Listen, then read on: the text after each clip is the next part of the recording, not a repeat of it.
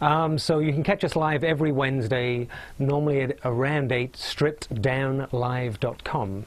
Obviously, if you're watching this live now, you don't need to know that. But if you're watching it after the event, you might want to check it out live on a Wednesday. Tonight, we have in the studio the Fallen Stars.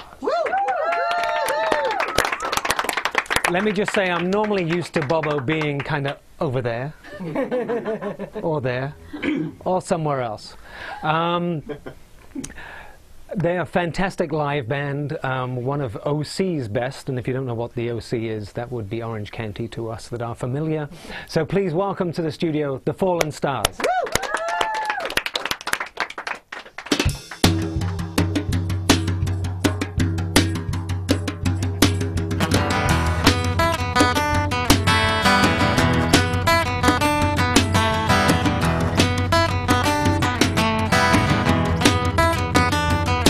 Got a tank full of gas and a pile of maps of the highway.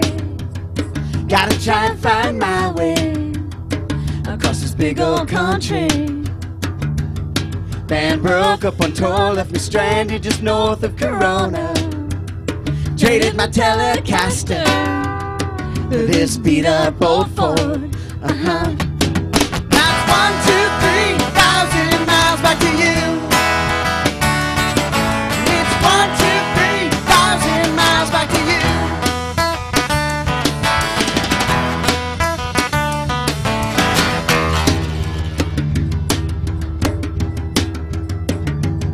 We were listening to Westerberg singing Hold My Line the day I asked you to be my wife.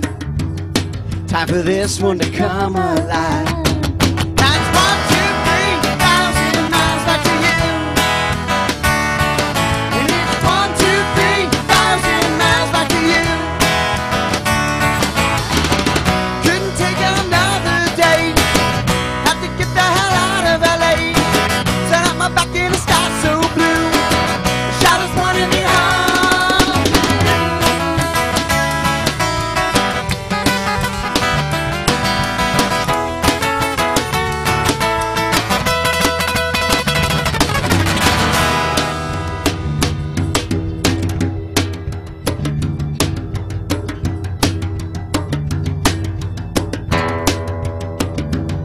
Well, we drove all night, now the sun's rising over the Rockies. 3 more days and I'll be back in your arms and I'm never gonna leave. That's 1, 2, 3,000 miles back to you. It's 1, 2, 3,000 miles back to you. It's 1, 2, 3,000 miles. 1, 2, 3,000 miles. 1, 2, 3,000 miles back to you. Back to you.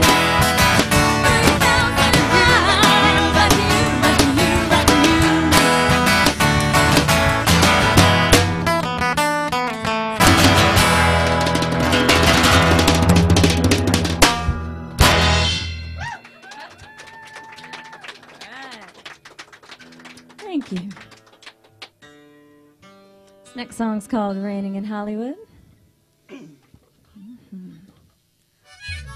You ready? All right. It's about moving out to LA and leaving all your friends and family behind and, you know, being a little homesick, but learning it's all right.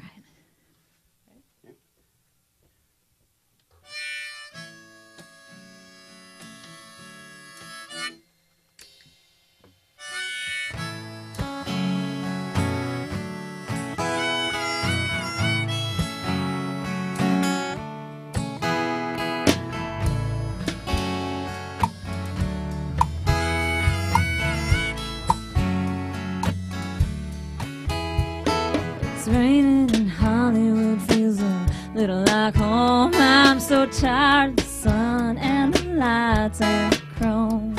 I can't help thinking I was meant for more than this beachwood apartment, nowhere near the shore. But it's alright, mama, yeah, it's alright, I'll be okay. Hey, it's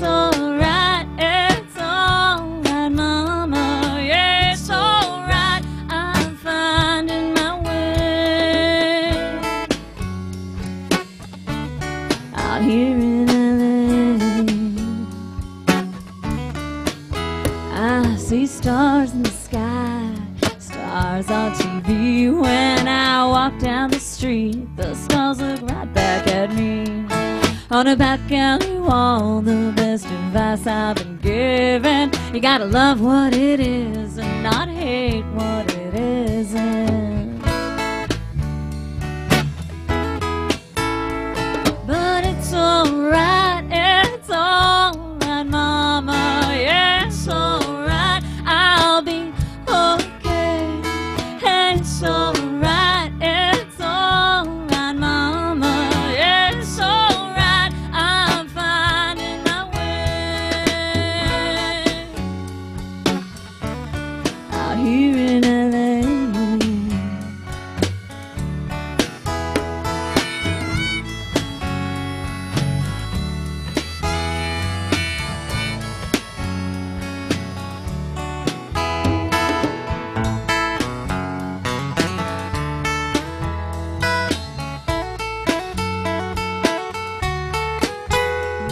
It's raining and Hollywood feels a little like home, but I got a piece of the sun here I can call my own. Raining in Hollywood.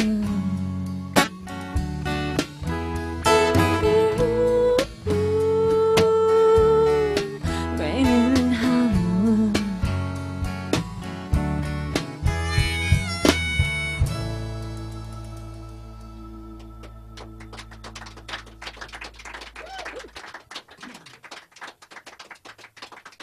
Thank you. So this next one's off our most recent album, and we're missing our horn section for this song, which is... They said strip down. They did, yeah. We left our horn section in Louisiana.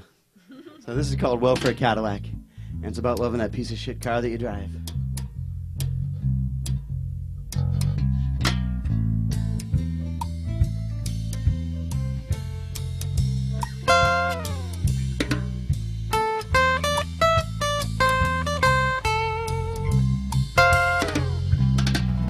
That's me on the side of the road. That's me pushing my car. Well, I know just where I'm at.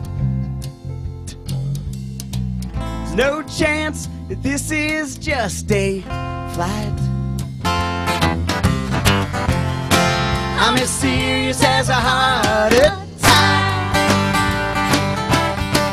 Well, I love my welfare Cadillac. Whoa, oh, oh,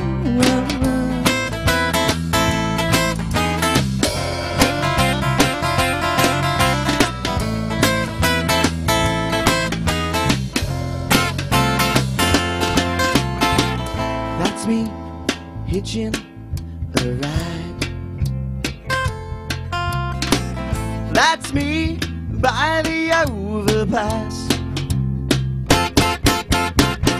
I knew that this day would come.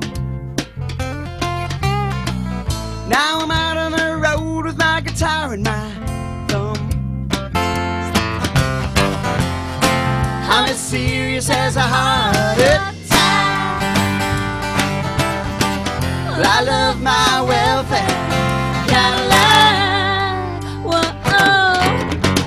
I know I should buy myself a new car. $200 a month, $300 a month, $400 a month. Well, I could buy myself a new guitar.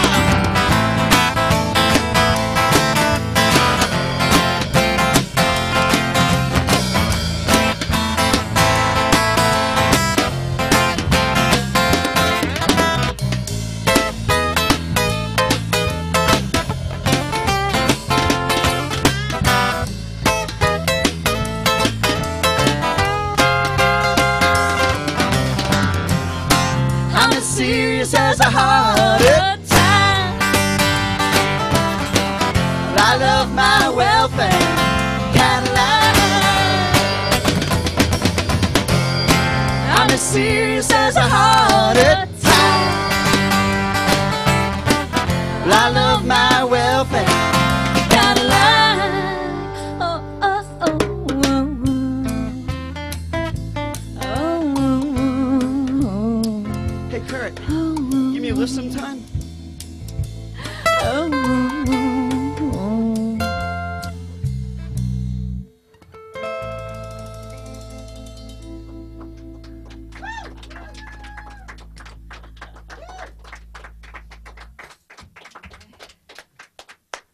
Because I mean, normally the first thing I do is try and get over a sort of geographical history of where someone's been.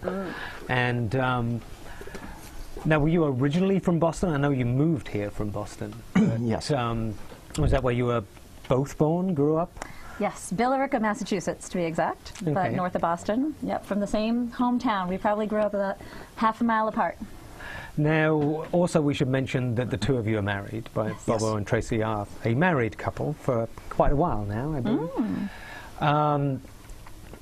So what, I mean, I actually read somewhere that kind of something kind of bad happened at home. I mean, a couple of friends died or something, Yeah. and you made a conscious decision to sort of move to the West Coast at that point. Yeah.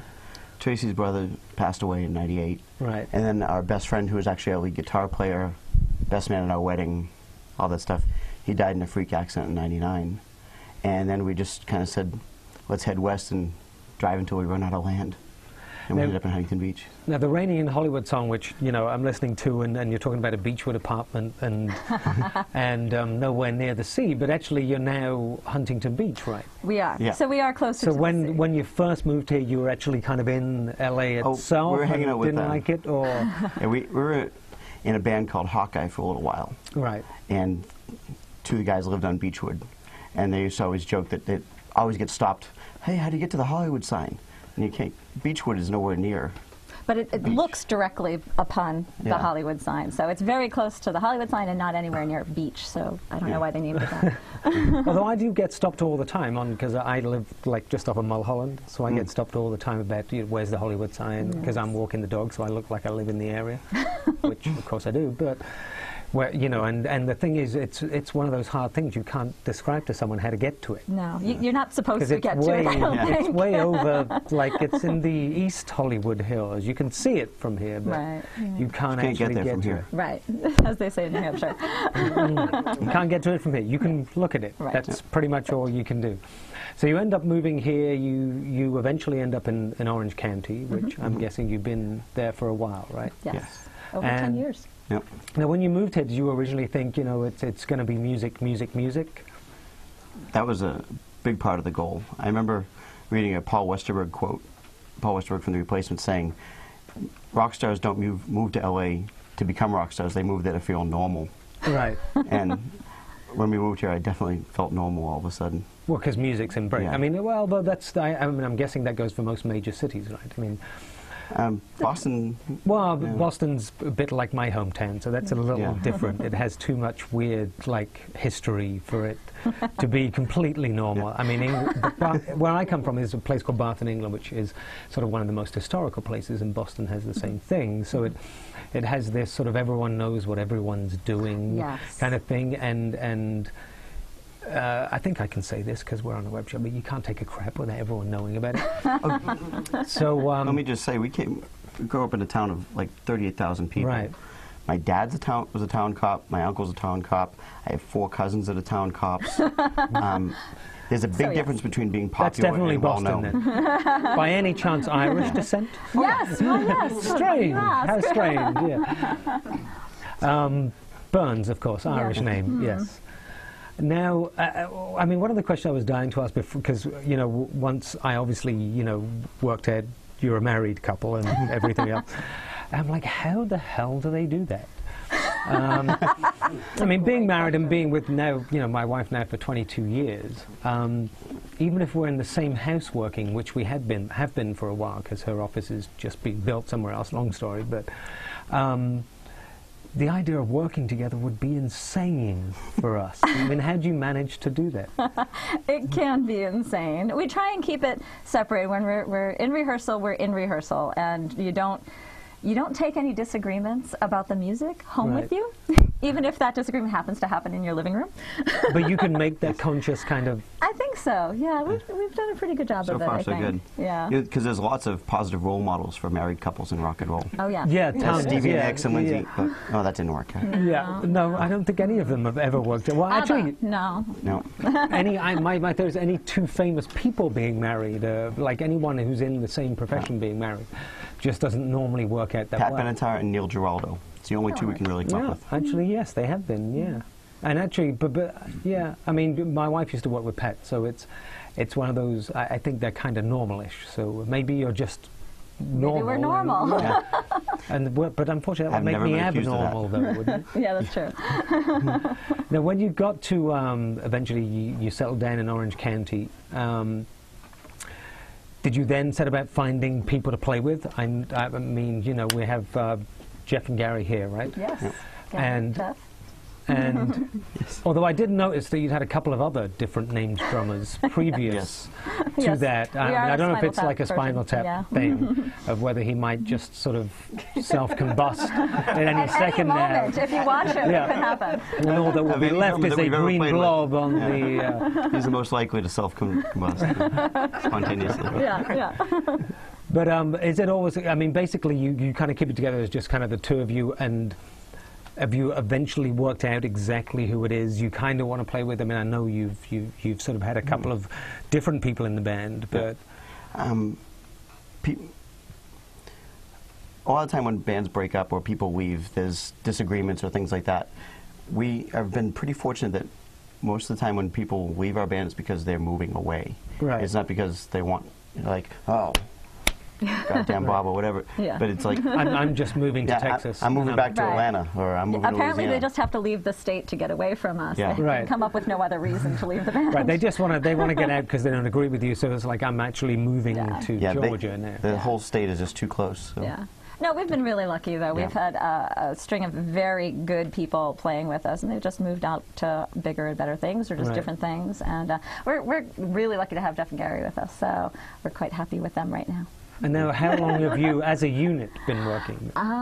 Gary's been with us a little under a year. He's our newest member. Right, so he could self-combust then. Yeah, Yeah. we could, yeah. Jeff, you're what, two and a About half? 2 years? 3.5. 3.5? Three? Swear to God, yeah. Really? Yeah, but you weren't officially hired. Oh, wait, you're still not officially hired. Is it the apprenticeship stage? Is what you're Yes, saying? yes, exactly. Still on probation. Now, I mean, I know you. I mean, you are like a ridiculously hard-working band as well. I mean, I was looking at. Was it 2009? I'm guessing it was over 130 shows you played. I mean, even talking to you, Bubba, before we sat down, you were like, well, "Yeah, we did a gig at noon today, and then we came here." I just do one show a day when you can do two. Yeah.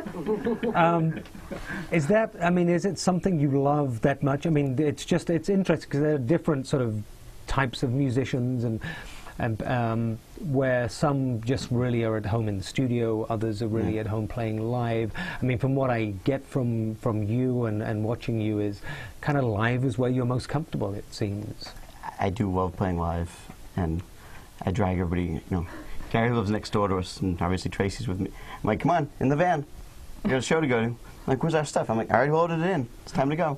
But even in like with the, I mean, in Orange County, well, actually, I think it was the South California Awards when you actually won Best Rock Band and Best Acoustic Band in a Yes, in the a SoCal, competition. SoCal. Yeah, SoCal Live Music Competition. Right. Music competition. Bob Leggett, yeah. So I mean, you play some like full band and some acoustically. We will play any show we can get our hands on. If Right. it's a full 4-piece, 5-piece show, great. If it's a 2-piece acoustic show, great. If it's him by himself because all the rest of us are booked, he'll do that and call it the Fallen Stars. So do you, too. you have other things you do? If you're booked to doing other things, when you say that, you know, if the rest of us are booked? That might be work. Oh, work. The other. that the we're real making the work. money, that kind Right. of thing. Yeah. Now, so you manage to combine day jobs with doing what you do, and Some of us. Some of us are better at that than others. well, I know you're lousy at it, but you know.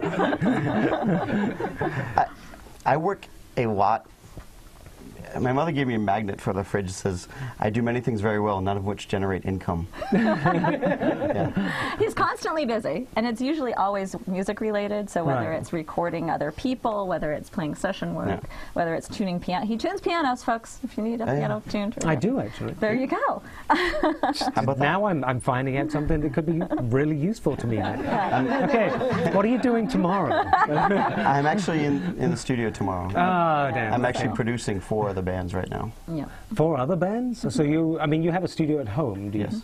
Right, so and you have other bands you record there. Mm-hmm. Now, and it was actually hard to find, not hard to find a discography, but your discography came with just the 3 albums and 1 you've just finished, correctly, Working on. or still working on, still finishing. Yet I'm looking at interviews where it says, you know, this is their 6th album. Are there ones I don't know about?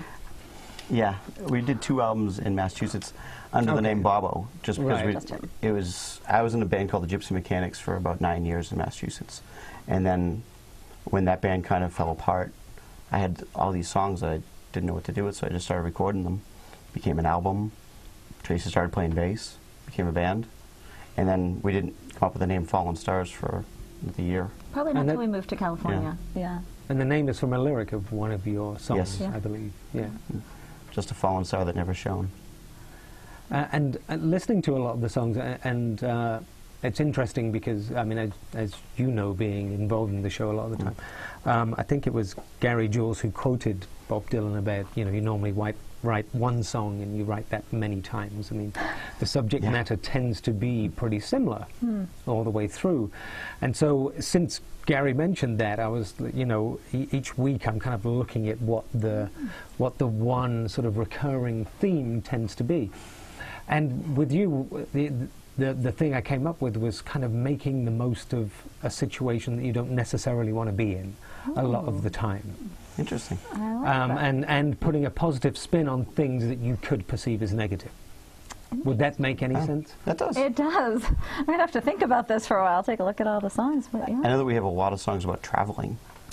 getting Yeah, I out of mean, there situations. is that, and it's always, I mean, even like sort of a rainy day in Hollywood, I mean, that is a, Welfare you know, Cadillac. Welfare Cadillac. I mean, all the songs and the other songs you will be playing, they tend to be, you know, I'm here, I'm stuck in this situation, but it's okay. I'm going to make the best of this. And I like that So a you- lot. well, No, I think I'm now telling you about what exactly it is you write about. We didn't know. see, it's a good thing we're here. Yeah. We didn't have that. So now, but then now you'll get to the next song and you go, okay, we can't write about that anymore. Apparently we're a Wrote that one-subject band. We need to write about making the worst of a good situation. Exactly, yeah. Sounds like an Elvis Costello song to me. Yeah, he would do it the other way Yeah. around. No. Yeah, he would like, everything is fantastic, but it just sucks to The me. other side of summer. Yeah. Every day I write the book. Yeah. Although actually every day I write the book will be a different example. But now, I mean, you've the amount you've played. I noticed you like played with, like I'm guessing, supporting and playing on stage with some pretty great bands. Matthew Sweet, as I guess Yeah, last week was one of them. Week, yes. My favourite, to be honest, on the list was Ian Hunter, because I'm actually he a was huge Ian Hunter fan. He was so great. He Yeah. was amazing. Actually, I remember talking to him after the show and saying, you know, it was really an honor to open up for you. And he goes, you didn't open up for us, we closed for you. What a guy. I'm like, wow, just so gracious. Yeah. Now, do you, and again, it's back to the sort of making the best of a situation you're in, and you're, you know, obviously second on a bill to someone else who's bringing in people. But it seems to me you treat that as a learning process of God, yeah. exactly what you can learn from these people. Absolutely, absolutely. Every time. Every single time you watch them, you pick up something new, you learn something new, and you can get a new opportunity to connect with new people too, because they've got their audience coming, and you Right. find the commonalities between your music and theirs. So it's a great opportunity all the way around. Actually, I think I'd prefer just opening for big bands, because then I get to be entertained too, Right. and play a show. And you get in Great. for free. And we get it for free. That's great. And sometimes we get free alcohol. Now, is the like Orange County, because and who was it? Was on the show a few weeks ago, but we were talking about the sort of Orange County, sort of going from LA to Orange County, which is very different from Los Angeles, even though we're, you know, obviously behind the orange curtain. Behind the orange curtain, yeah. Somebody had to say it. And, you know, we're right next to each other, but the feeling of the place is so much different to LA, the city itself. Yeah. Yet there's so many like great bands that came from Orange County, like Social Distortion, no doubt. I mean, there's a long list, and even Rickenbacker Guitars was started there, which of course you're flying the OC flag over there. You unfortunately are playing a Gibson, and you should be playing a Fender, which are also started somewhere. I do. Yeah, in Orange County. Is there? Because I mean, obviously I've not experienced it because I've never lived there. But is there a noticeable like feeling about being in music in OC that's very different from Los Angeles? Well, we made a running joke for a long time that, oh, you're from OC and you're in a band and into Social Distortion? The hell you say? Because Social Distortion is king there still, as is punk, rockabilly. Are very big out there. What's the other one? Sublime's very big out there. Still huge. And there always seems to be, with what we do, it feels like people are always going, you know, you guys would be great over there. Somewhere else. Somewhere else. Somewhere else. Go somewhere else and they will love you. Yeah. Like, we would do some of the country and things like at the Grand Old Echo, and we'd be like one of the hard rocking bands at the show, and then we'd play someplace else and there'd be all these rock bands, and be like, obviously country that we're doing, and so we always feel like we're in the middle of this nowhere land. But do you actually? I mean, I always hate putting labels on any kind of music. That, I mean, if one were to talk about what kind of music you play, it is somewhere between sort of Americana, country. We call it Americana rock. And that's where they two meet. Yeah, and it's so, and it is so kind of not West Coast in a strange way. It's. But we don't know where it's from. You know, I find that around here the best match we seem to find is more inland and more riverside. You know, where it's getting into the desert area, and it's got more of that western feeling. You know, sort of. It's the bit between the coasts. Yeah, it's like once you get 10 miles inland, then people understand it. We do pretty well in Texas too. Texas, yeah. No, I mean, that would make absolute sense. Yeah. And actually, you did, wasn't there a tour, the LA to LA tour, the Los Angeles to Louisiana tour you did? Now, did you find that the audience got more appreciative as you went across and down, as they say? I don't think I noticed actually more appreciative, but you definitely get that in Texas they get us a little bit more. I think it worked kind of all the way across, different audiences every time, but that's all right. That's what we love. Well, let's get on to some more music. I'm being given this. Oh, goodness. This in the background. I think that means one syllable. Yes, it's one syllable. Sounds like what could be like time. Yes. So welcome back to Fallen Stars. We will take your questions, by the way, afterwards. So if you want to, on Twitter at Strip Live, or if you're in the chat room, send in your questions, and I will ask them to Tracy and Bobo afterwards. Ooh, okay. Welcome back to Fallen Stars. Woo! This song is called APB. So yeah, making the best of a bad situation. I wrote this song, I was thinking about this time when me and some of my friends were about 17 years old, and to say that you're smart at 17 is wrong. And we went to KB Toys and we bought some plastic guns, and we were driving around town shooting cars. Now, it was an evolutionary thing, because before that we had a camera flash and an air horn, and we drive up to people and we blast the air horn at night, and they'd turn around and then we'd flash them with the camera. You were a jerk. This is before the internet, so we had nothing else to do. So we got the guns, and it turned out we were actually wanted for a weapons violation. I can't understand that. But took that idea and just kind of ran with it. Lately, I've also been telling the story about how I jumped a Crown Vic, but my dad doesn't like me telling that story. Yeah, you should probably stop telling stories about your family. Oh, wait, I got an idea. Ooh. We need help on this one. Anybody play cowbell? I don't know help, but I will. What do you want me to do? Hit it. When APB comes up, everybody's got to chime in with some APB. You'll figure it out here. He sings APB, then we sing APB.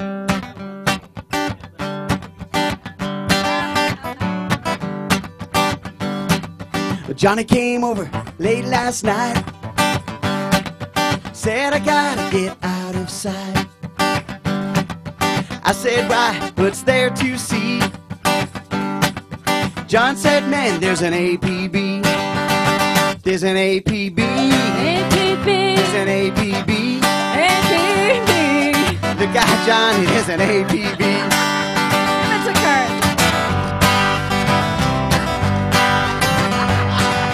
Demoted from cowbell. So I grabbed the case and headed down the stairs to the basement room. You'll be safe down there.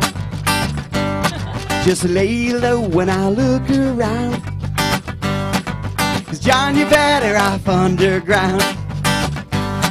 So I went down to Grand Sloan and Pond, 'cause I figured he'd know what's going on. Said I saw the blues down by the lake. What did Johnny go and do with that 38? There's an APB. APB. There's an APB. APB. Look out, Johnny, there's an APB.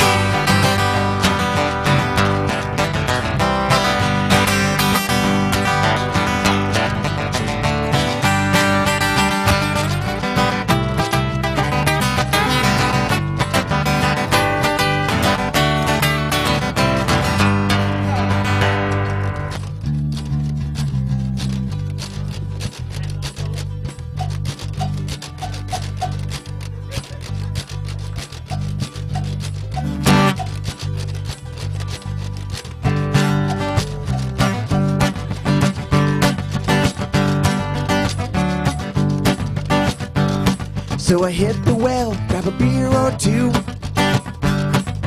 try and figure out just what to do, 'cause everyone was wondering where he'd go. I knew too much is what I was told. Shut my mouth up when the cops walked in. Turns out harboring a fugitive is a sin. Later that night, they took me home. Johnny didn't know that I wasn't alone. There's an APB. APB. There's an APB. APB. Look out, Johnny, there's an APB. Get out of town, man.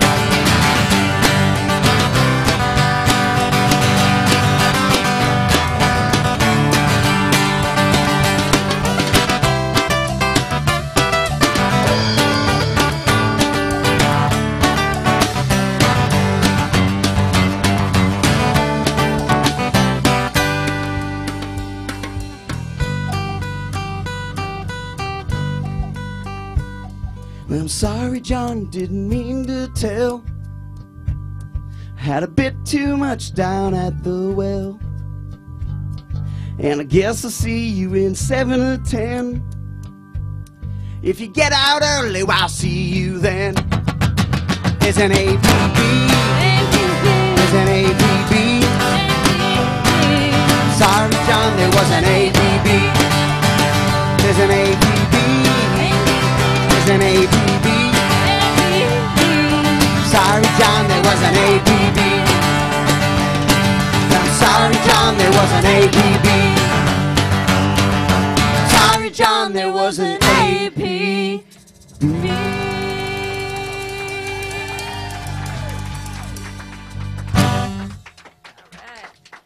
Some great cowbell playing over there. Nicely done.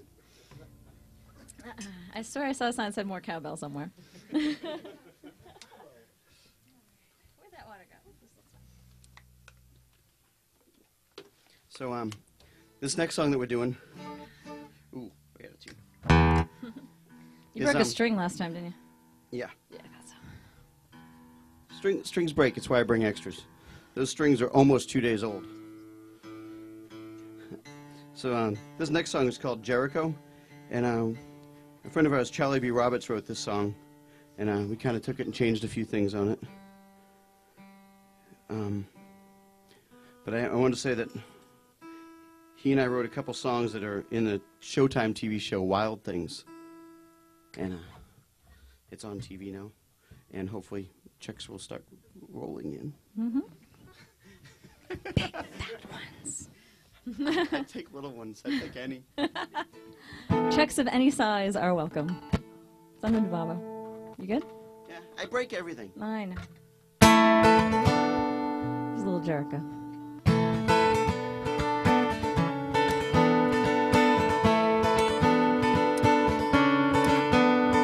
She was walking on water, kicking up some dust, with a band of the red Jericho bus. She had a plan, acted deliberately. That's how she knew she'd bring Jericho to its knees.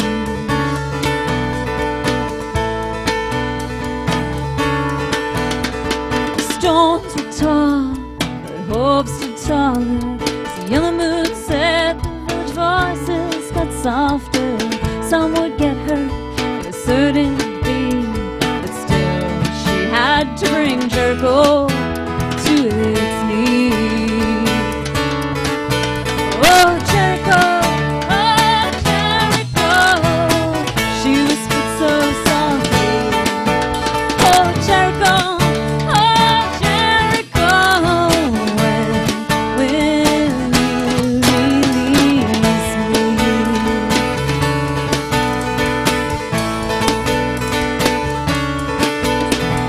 Mad perception, she had it all figured out.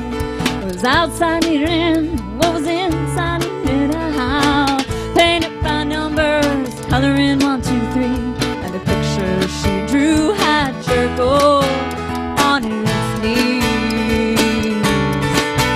Oh, Jericho, she whispered so softly.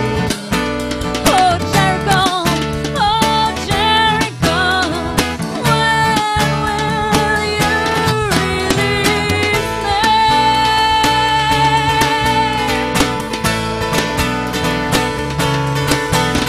She knew it was a vision, knew she had a gift. She never really saw all the edges through the lens. Had to go perfect, set things right. She might be free by tomorrow night.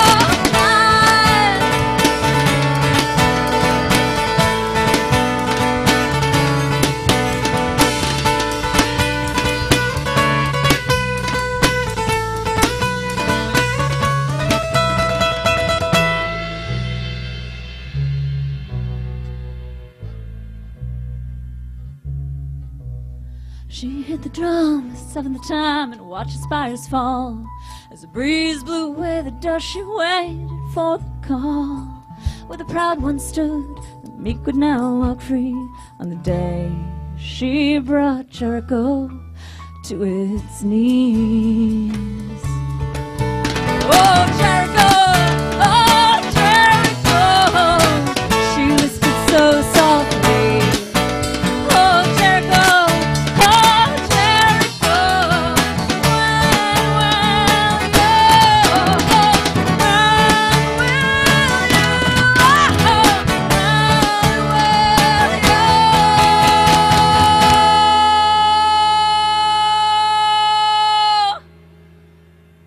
release me.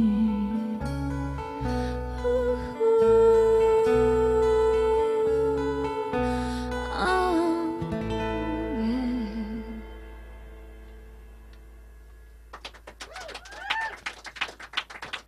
Thank you.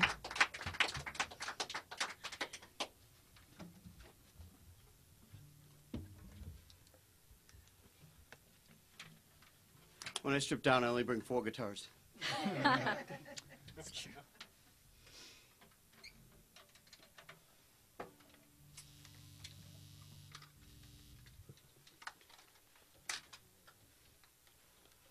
You should have seen the conversation too, trying to figure out which ones. It's tough. So many choices. I was on this plane with these guys, and they were talking about how no matter where you grow up, there's always that town next door that you make fun of because they're not as cool as you. And this guy next to me goes, yeah, you know, there's this town next door to me called Millsboro, and they think it's funny to put a chicken in your mailbox. obviously this guy had a chicken foot in his mailbox, and he didn't find it all that funny. And so when I was looking up some research and just kind of, I'm like, I'm going to look up that town. I look up Millsboro, Delaware, and I'm just reading about the town. It had a kind of a cool history about how it was a farming community, and then this one woman, Alicia, I think Johnson, decided to dam the river and turn it all into grist mills. So you had all these people that grew up working farms and whatnot, and then all of a sudden they had to punch a clock and work in the mills. And I was just thinking about how rough that would have been for somebody at the turn of the century, considering how rough it is for me still now. So, thank you. Hey, my job. So, this is Millsboro.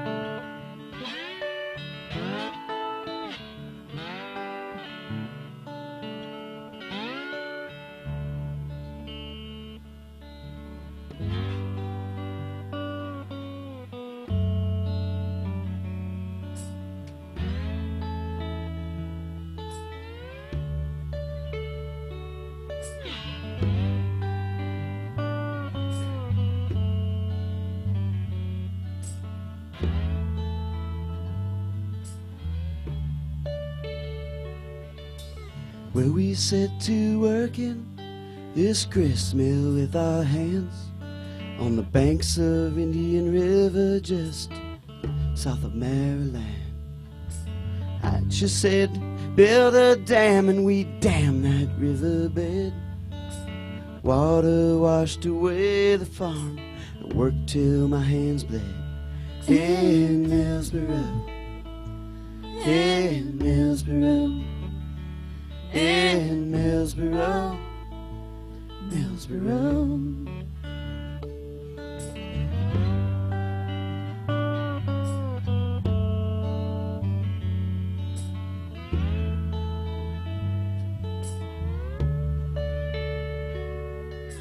Well, I can see my life spinning on this wheel, grinding me away until there's nothing left to feel.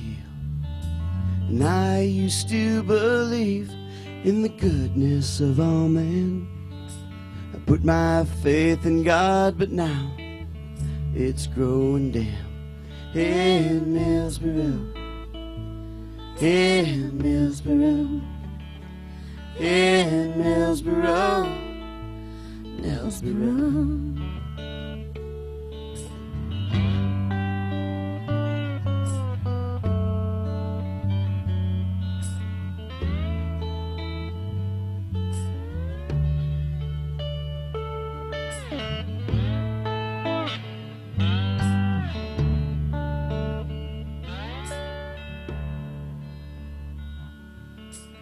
Meet me down Old Landing Road, where my farm once hid. Tonight we'll steal away across the bridge of Millsboro, of Millsboro, of Millsboro, of Millsboro. Goodbye, Millsboro. Goodbye, Millsboro. Goodbye, Millsboro, Millsboro.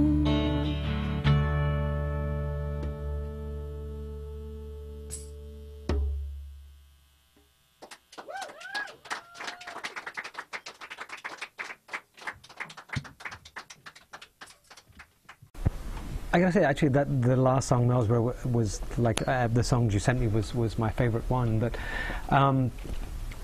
and I actually was doing the same research, by the way, about the town, and so I'm looking at going, okay, what's this about? And it was interesting because it was the town in Delaware, which was the only one I found, and it had all that history you were talking about, and a piece of useless information that it's one of two places in America in a state that has the record high and low temperatures. Wow, that is trivia. I would not That's want to trivia live for there. you. There's only 2 places in like have their state's highest and lowest temperature. I think the other one's in like South Dakota or somewhere. But they went to like -20 and 110 or something. But anyway, now you did the recording of that. Was done with this guy Rami Jaffe. Rami Jaffe, yes. I'm pronouncing his name right, which thank God I am. Who worked with the Wallflowers, Keyboards and the Wallflowers and the Foo Fighters. and yes. the Foo Fighters. So how did you end up kind of working with him? I mean, I know you were recording in his studio, I guess. I actually got called in to do a guitar session that was going on at his house because the guitar player that they had performance anxiety. And he was self-medicating with pot, and that was making it worse. And so I got called in, and I went in and just put down some guitar stuff on this thing. He and I became friends, and just went from there. Now, did he do a whole bunch, he did a bunch of keyboards on the last album. The keyboards that Jeff didn't do. Was Jeff there then? Yes. Yes, He was. yes, he was. Subtly replaced in the process. Okay. After back and listened to the album, I thought, well, this is really good. But I didn't play this. I'm better than I think. They were nice enough not to tell me the truth for a while. Now, also, you just came back from Europe, correct? You were in Europe for a few weeks, and you actually you've had a kind of radio hit that went top 50 radio in Europe. The Top first 50. song you played. Yeah, see, top 50. I like it.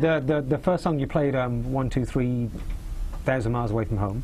1,000 miles back to you, yeah. Back to you. Yep, Sorry. that's all right. See, I'm like That's I what get you the just call first it, 1, 2, bit. 3. You know, 1, 2, 3. 1, 2, 3. I understood. We were changing to Eins, Zwei, Drei when we were there. Yes, it was a big hit. Did you? No, you didn't do it just for them. or- Not for the recorded version, but when we played live, we Right, did, yes. you know, because they could sing along. Now, was there like a difference? I mean, because going back to the sort of thing about your music being, I mean, incredibly American. I mean, you call it Americana or stroke country, stroke pop, stroke everything else. How is it received in Europe? I mean, and Germany is one country that's kind of strange as well. Very well. Yeah. I mean, to get radio play here is Clear Channel, who owns, what, every radio station now? Well, apart from Sirius Pretty XM, much. yes. Okay. They're buying you guys out soon, right? I heard that. This is our aim. Yeah. But, you know, listen to the morning we woke up in Germany, they had the radio on, and we're up for about 15 minutes, and we heard ourselves on the radio. That's an amazing feeling. What was it like for you the first time you heard yourself on the radio?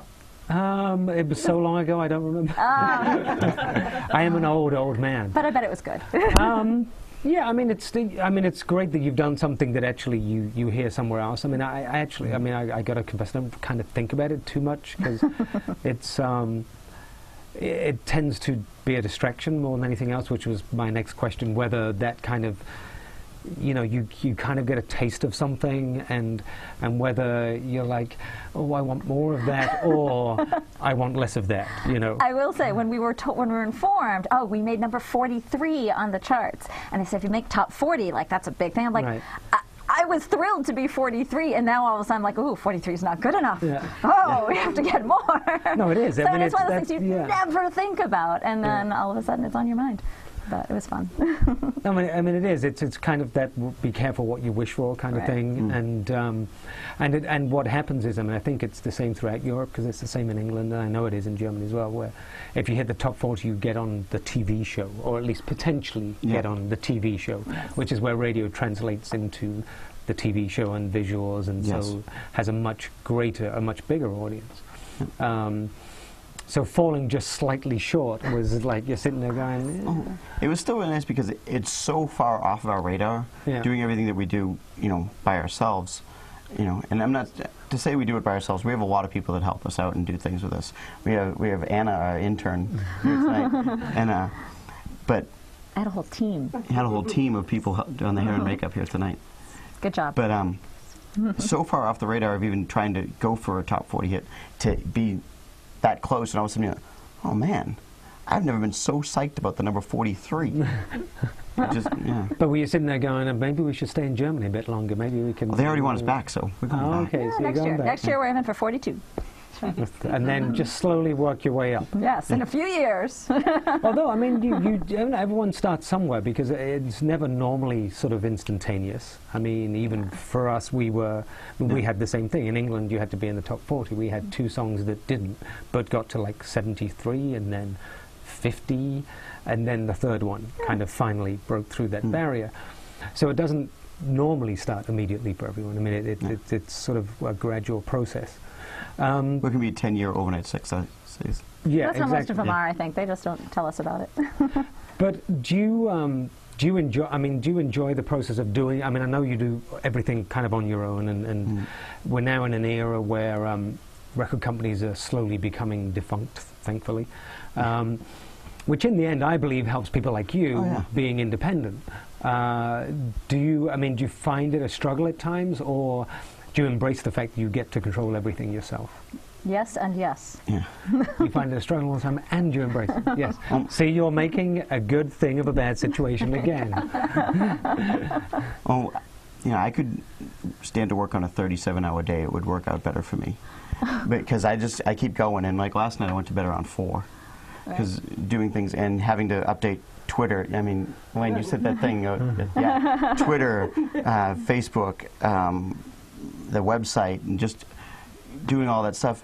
But at the same time, part of our connection to our fans is my personal touch onto it. So if I had somebody else doing it, the personal thing would be gone. So it'd be great to have somebody else doing it if that other person was also me. You just need to clone you. Yes. So basically, you enjoy doing it at the end of it. The end of it, yes. Now you're in the process of doing a new record. Now you're in the middle of it. When do you think that will be out? Probably January. Right. Yeah. We're originally shooting for the holiday season, you know, to get in Walmart. Because you want those checks. Yes. And did you, after you did get the check, and you were saying about you'd written for this TV series, Showtime, yes. Showtime. Did you take the sign down off the fridge after that your mother? We haven't gotten the check yet. Oh, you haven't gotten the check. I mean, we did get a great thing with Mike last year, as what our song "Raining in Hollywood" was used in a Trojan condom ad. Oh, right. Yes. Yes. Because we all want to be in a market condom ad. And didn't you, which is $500. Another one thing we kind of have in common, which is the Kevin Pollak show. Oh, yes. Oh, yeah. Which you've done the theme song for that. We had the theme song for the Kevin Pollak show on the internet until Curt took over. So I wrote a crazy, stupid thing about Kevin. And actually, it's not the theme song, is it? It is again now. Oh, it is? Oh, they keep... It's a great song. So See, this is the thing. You give Kevin something for free, he'll abuse it, you see.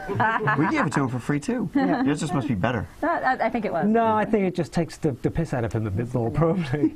I mean, it was a comedic attempt at a theme song for a show. Yeah. But, yeah, I mean, he's actually an interesting guy, and I actually enjoyed being on the show, which actually is how all this kind of started. It's how I met Mike over there, who's hiding somewhere. Hi, Mike. I got a hand.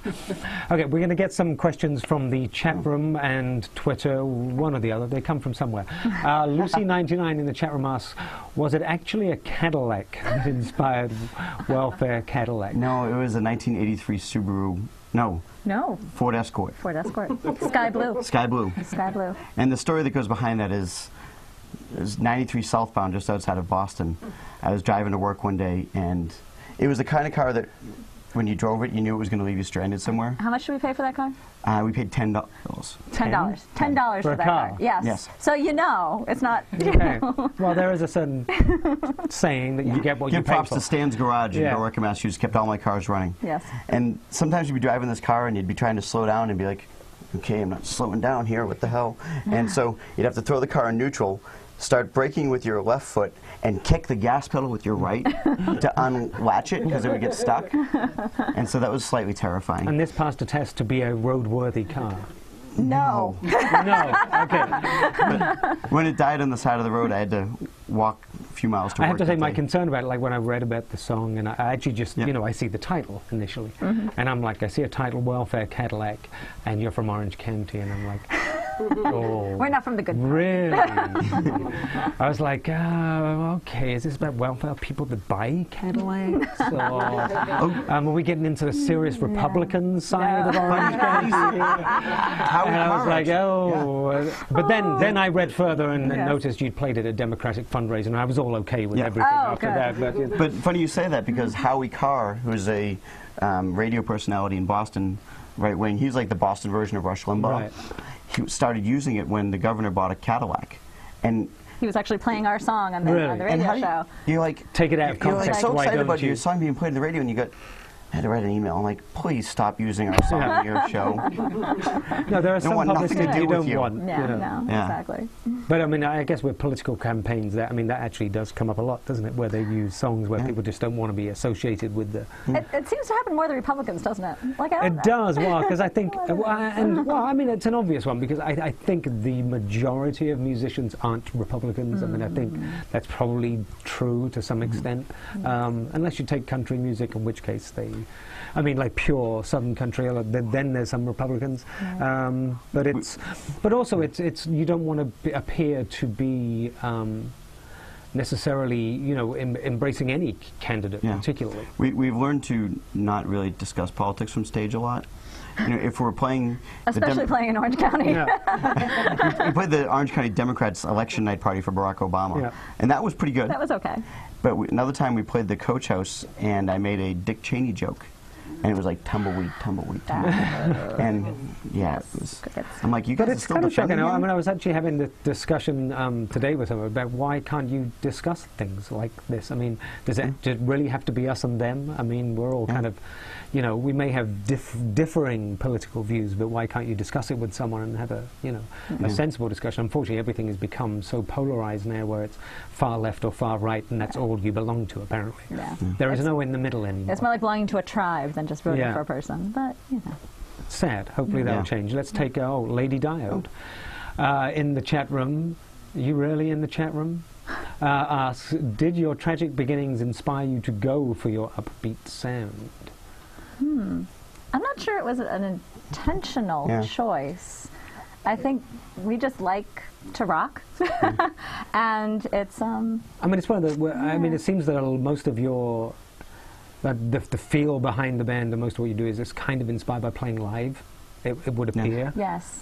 We had, after Jeff and Jesse died, our album that we released then was very down, and we don't play any of those songs anymore. It was more therapeutic than anything else. And we released that album, and 2 weeks later we moved to California. Right.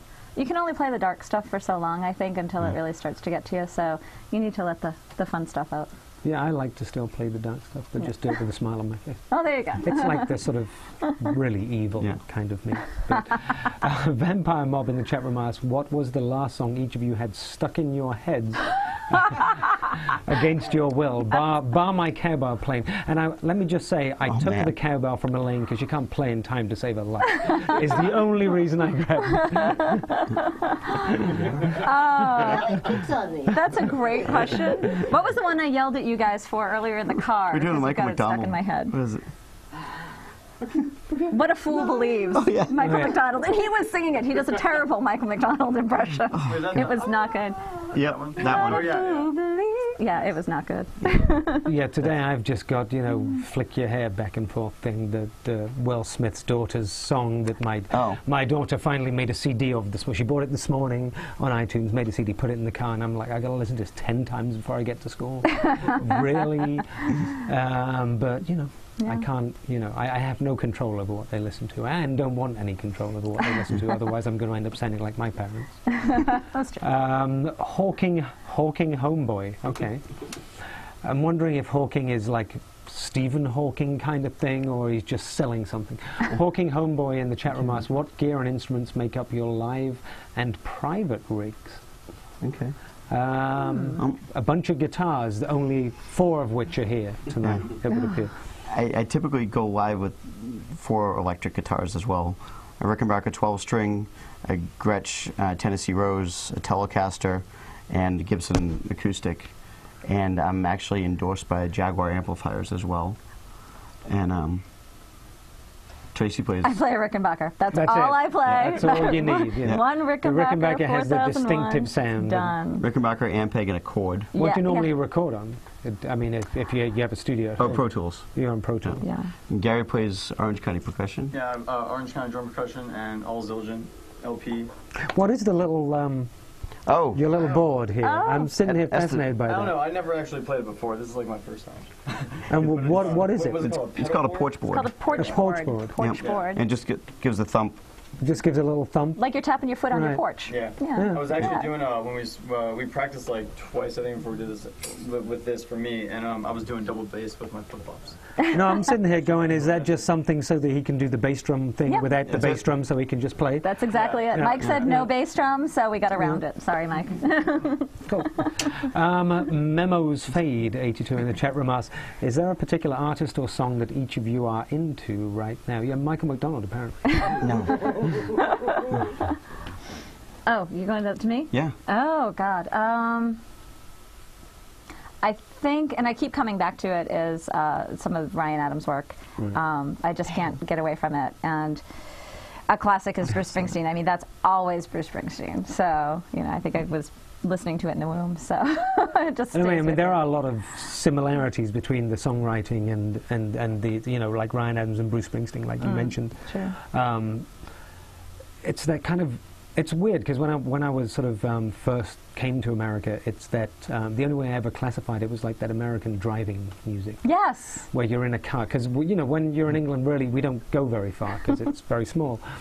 So it's not sort of I got to entertain myself for 3 hours while I drive from here to the next available city, and everyone spends time here driving. I mean, in Los Angeles, you know, I spend half my day in a car, and that's just going backwards and sitting in traffic. So music ends up being your entertainment. So is that kind of what you grew up on, that kind of driving music? What would it keep you entertained in the car? Well, when I threw out the cowbell and the shaker, I was... That was a little oyster cult moment, by the way, I know, for me. that was nice. The first thing I remember listening to was An Evening with the Irish Rovers. And it's this live recording they recorded in like '62. And I go back to that all the time because there is so much energy and fun happening in that room that it just always, it's where I always wanted to be. Right. So that's why the love of live playing and the need to do so much of it. If we can fit in 5 gigs a day, we'll do it. I think we've done 3 in one day. I think that was the most we've done. Is that the most? Yeah.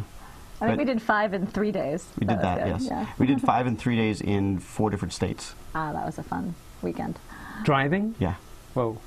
Yeah. So, I mean, not only you playing it, you actually got to get from A to B as well. We were late for one of them because I forgot about the time difference. That was the LA to Louisiana. Louisiana Yeah. to LA to LA. Apparently, Louisiana is not in the same time zone as we are here. No, that. and I think even I know that. You know that now. Mighty Annie in the chat room asks, is there a genre of music you think goes underappreciated by most people?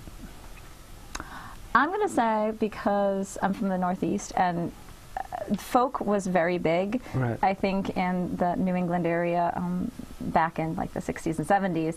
And they seem to have died out quite a bit. And I would love to see folk come back. I mean, I think you still see the roots of it in Americana. You see the roots of it in singer-songwriter work. Yeah. But you don't see it appreciated as its own genre anymore. You don't hear, oh, here's the latest folk artist, you know, all Yeah, that I mean, I think often. there's a connotation that comes with the word folk, Yeah. unfortunately, because all it really is surely just singer-songwriters. I Right, mean, that's what they are. exactly. It's just somehow I think the genre, the term, has fallen out of favor a lot.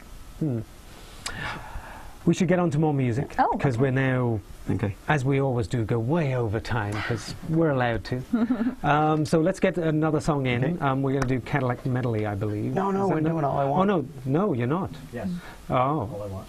All I Want is first. I believe Yeah. Cadillac Medley is Goodbye. Yes. Yeah. at the end. Yes, we don't want to do that yet, because that means we're done. Which year? I quit. Okay. Corey's now left. He feels Corey so has bad. left the building. Come back, Corey, come back. Okay, All I Want, and then I'm going to come back, say my goodbyes, and you'll play us out with All one right. more, which will be Cadillac the Medley. aforementioned. Yes. Welcome back, The Fallen Stars, please.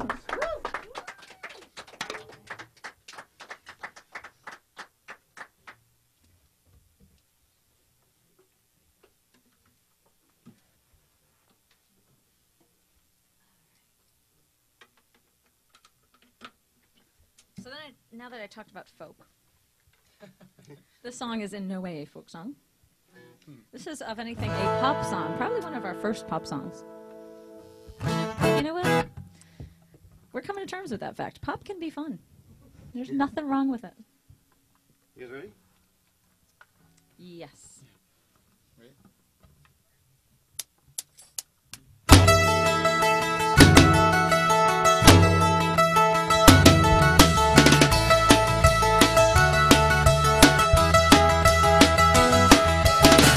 I can see your eyes are looking around.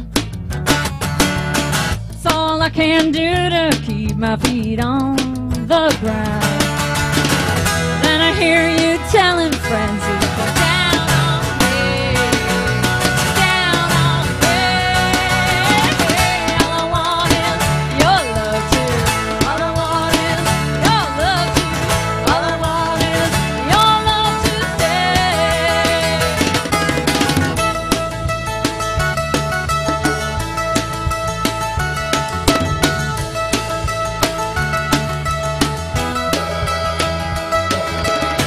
When I feel it all slipping away, you don't even hear me calling your name. I don't need you telling me it's not the same. I know it's not the same. All I want is your love too. All I want is your love too. All I want is your love to stay. Someday you'll see nothing better out there than what you've got right here with me.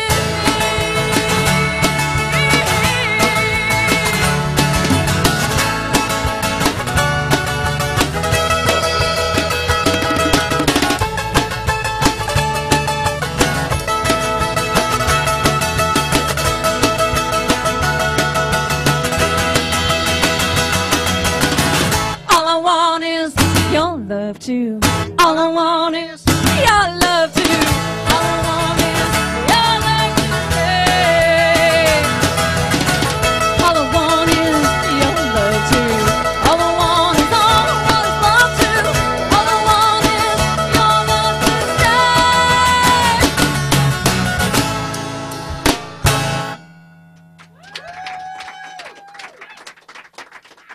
stay. Okay, that's nearly it for this episode of Strip Down Live. There are many other shows filmed in this wonderful streaming garage, or streaming garage. You can find them all on Blip TV, so just go to Blip TV. Have you got your own streaming garage little network yet? Yeah, on YouTube. On YouTube you do, but on Blip, have they given you your own? Oh, that's gonna be on Roku soon. Oh, that's going to be on Roku? Yes. Okay. So, Streaming Garage, Stupid for Movies, Stupid for Dexter, and Stupid for Fantasy Football, am I correct? Yep. How's that for a memory? And, of course, Strip Down Live. My thanks to the Fallen Stars for this evening. Tracy, Bobo, Gary, Jeff. And next week we have one of my personal favorites, Nightmare and the Cat, in the studio. So tune in next Wednesday. And that's it for this episode. Thanks to the Fallen Stars, who will now play you out with, finally, Cadillac Mentally, I believe. A little Bruce Springsteen, a little Clash, we just smash them together.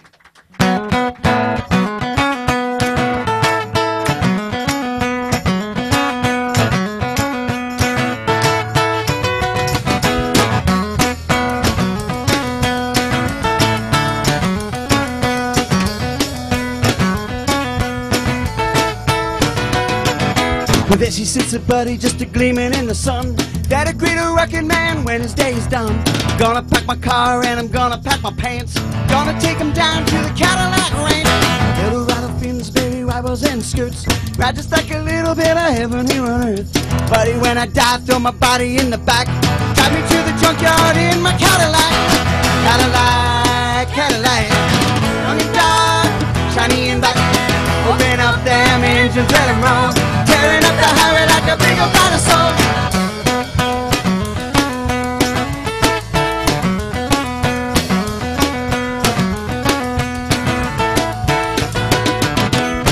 James Dean in the Mercury 49. Junior Johnson running through the woods of Carolina. Even Tracy Burns in that black Trans Am. You're all gonna meet down at the Cadillac Ranch.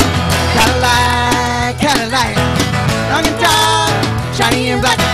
Open up them engines and them roll, tearing up the highway like a big old dinosaur.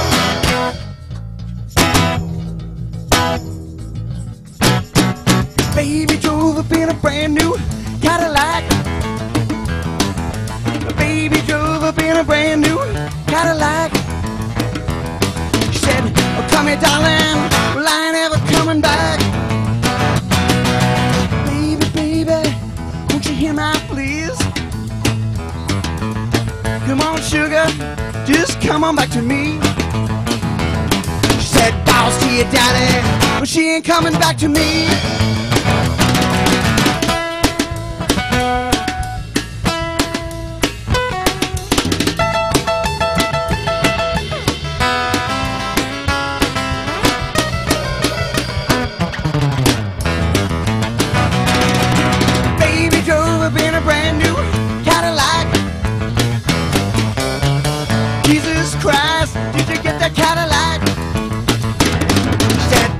Daddy, oh, I ain't ever coming back.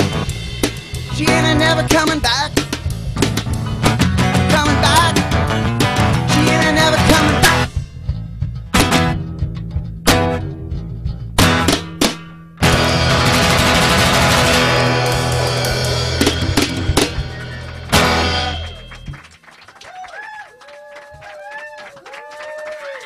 Thanks, everybody.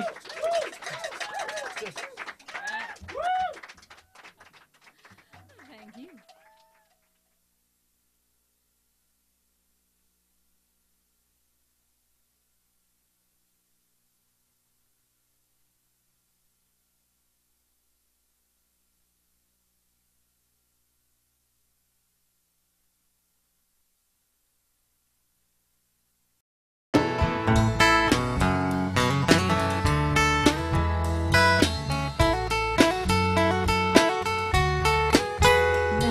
It's raining and Hollywood feels a little like home, but I got a piece of the sun here I can call my own.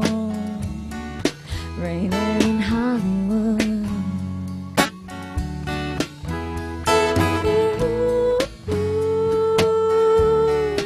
Raining in Hollywood.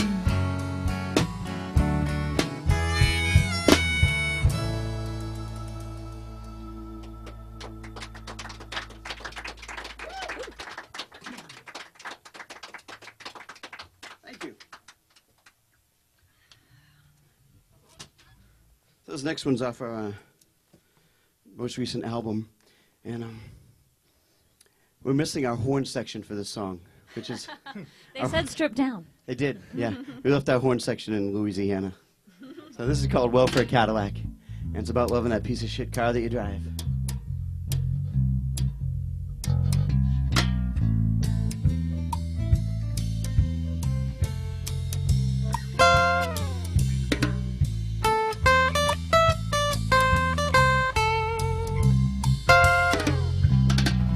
That's me on the side of the road. That's me pushing my car. Well, I know just where I'm at. There's no chance that this is just a flight. I'm as serious as a heart attack. Well, I love my welfare Cadillac.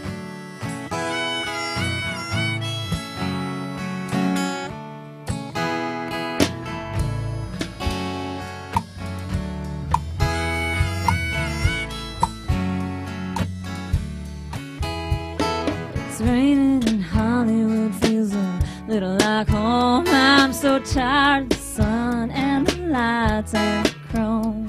I can't help thinking I was meant for more than this beachwood apartment nowhere near the shore.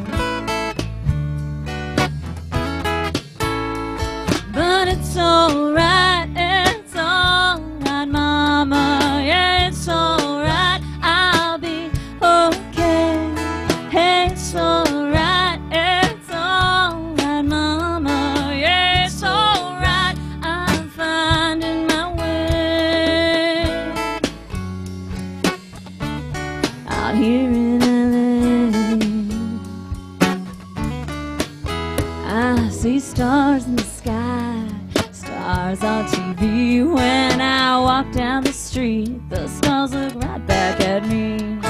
On a back alley wall, the best advice I've been given: you gotta love what it is and not hate what it isn't. But it's alright, mama, yeah, it's alright, I'll be okay. It's alright, mama, yeah, it's alright, I'm finding my way.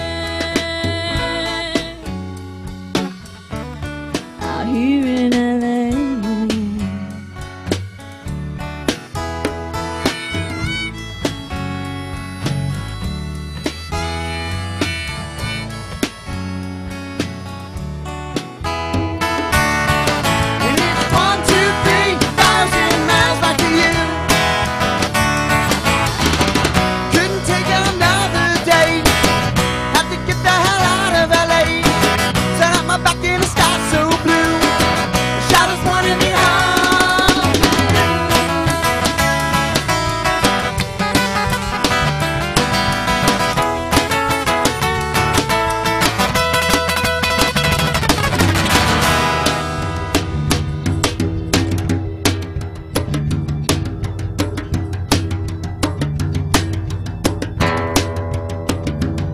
Well, we drove all night, now the sun's rising over the Rockies.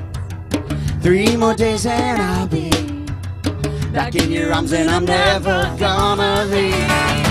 That's 1,000 miles back to you. It's 1,000 miles back to you. It's 1,000 miles. 1,000 miles. 1,000 miles back to you. Back to you.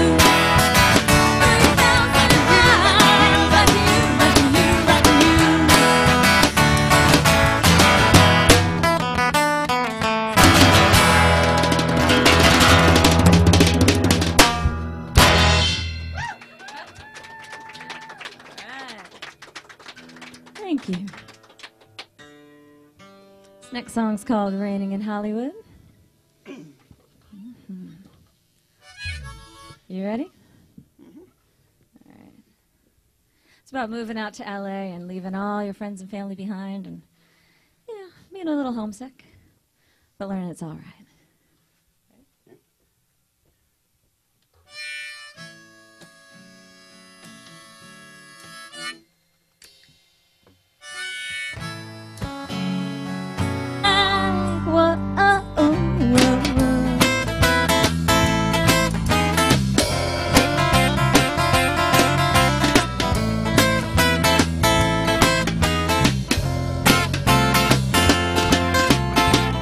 That's me hitching a ride. That's me by the overpass. I knew that this day would come. Now I'm out on the road with my guitar and my thumb. I'm as serious as a heart attack. Well, I love my welfare Cadillac. Whoa. I know I should buy myself a new car.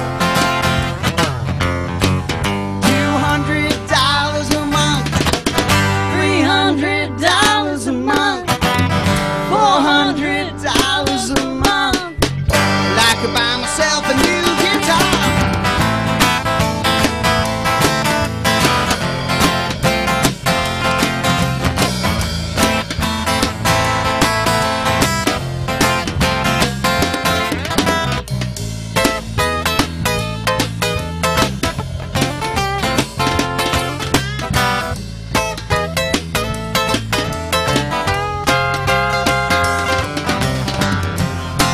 I'm as serious as a heart attack.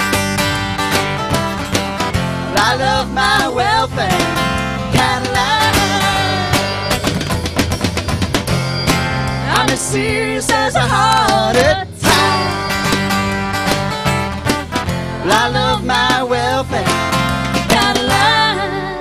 Oh, oh, oh,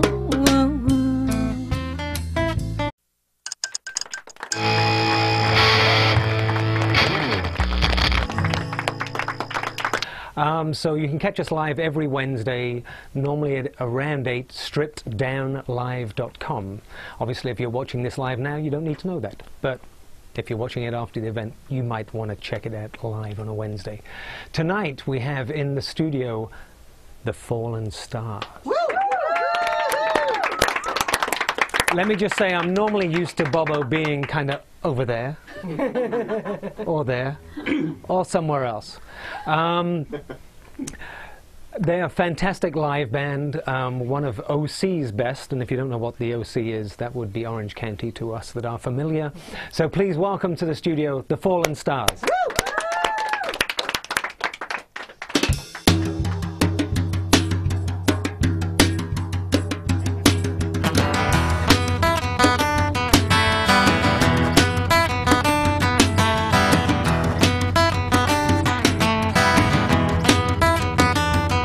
Got a tank full of gas and a pile of maps of the highway. Gotta try and find my way across this big old country. Band broke up on tour, left me stranded just north of Corona. Traded my Telecaster for this beat up old Ford.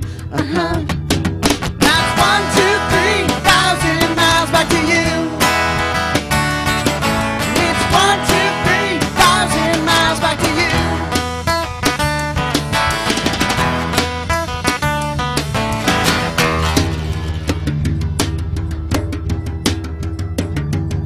We were listening to Westerberg singing Hold My Line the day I asked you to be my wife. Time for this one to come alive.